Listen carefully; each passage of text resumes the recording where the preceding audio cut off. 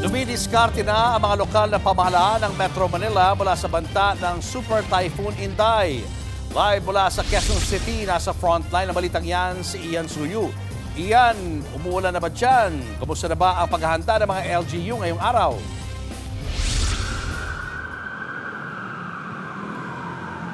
Julius, bagamat hindi nga nakikitang magla-landfall o tatama sa kalupaan ng Super Bagyong Inday, mararamdaman pa rin daw ang magiging epekto nito. Idagdag pa nga riyan yung habagat na posibleng palalakasin palalo yung bagyo. Kaya naman, sa pag-iikot natin sa iba't ibang bahagi ng Metro Manila ay nakita na natin yung ginagawang paghahanda sa kaliman na magkaroon ng flash flood o malawakang pagbaha. Po, kitang-kita niyo po, mabilis po ang pagtaas ng baha. Wala pa pong 30 minutos ang nakakaraan. Kuha yan kagabi sa Barangay Butokan sa Quezon City. Konting ulan lang, baha kagad. Ito yung daanan namin, no? Baka na, wala na kaming madaanan. Ganyan din ang sitwasyon kagabi sa Luzon Avenue. Sa lagay na yan, hindi pa yan epekto ng Super Bagyong Inday at hindi pa nga ito pumapasok sa Philippine Area of Responsibility ng bahain ng ilang lugar sa Quezon City. Ayon sa Pag-asa, localized thunderstorm ang nagpaulan kagabi. Paano pa kaya ngayong palapit na ang Super Bagyong Inday? Sa pag-iikot ng News 5 sa mga lugar sa Metro Manila, naabutan naming naghahakot ng basura ang ilang lokal na pamahalaan. Nagsagawa rin ng drainage declogging sa G. Araneta Avenue sa Quezon City. Ayon sa DPWH, ang Quezon City ang may pinakamaraming flood-prone area sa buong Metro Manila. Kabilang na nga dyan itong kahabaan ng G. Araneta Avenue. Kaya naman, kanya-kanya na ang ginagawang paghahanda dito sa lugar.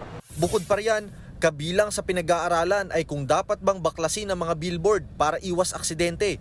Lalo't nakikitang malakas ang hanging dala ng Super Bagyong Inday. Maging ang MMDA, inihanda na lahat ng kanilang equipment mula pang rescue hanggang pang evacuation.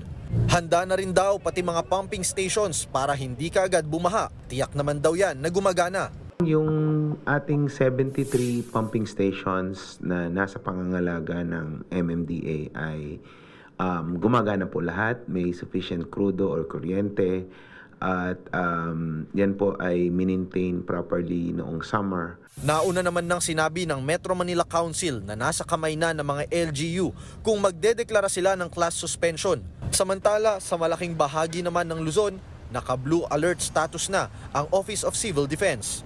Ibig sabihin yan, naka-standby na ang mga disaster response personnel para sa super bagyo. Sa La Trinidad, Benguet, ilang magsasaka na ang nag-ani ng kanilang mga pananim na lettuce. Nangangamba kasi sila na baka mas lalo pa silang malugi kung masisira ang pananim na dulot ng bagyo.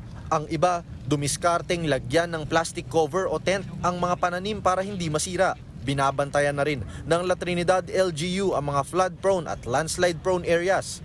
Kabilang na ang Barangay Pico, Bayabas, Wangal at Longlong.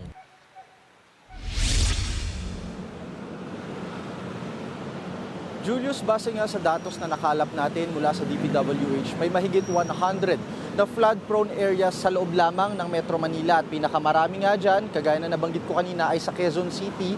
Kabilang na dyan itong stretch ng G. Araneta Avenue na talagang tinututukan at binabantayan sa ngayon dahil tuwing malakas ang ulan dito sa bahagi na ito, dahil medyo low-lying area nga siya, mababa siya, agad na bumabaha dito. Kaya't kanina, kanya-kanya na yung ginagawang drainage na declogging ng mga tauhan ng DPWH, pati na rin ng mga LGUs. At ang pinaka-maigting na paalala ng Office of Civil Defense, pati na rin ng MMDA, ay yung maayos na pagdidispose ng mga basura dahil ito yung mga pangunahing nagbabara sa mga estero natin, pati sa mga kanal tuwing nagkakaroon ng malakas na pag-ulan.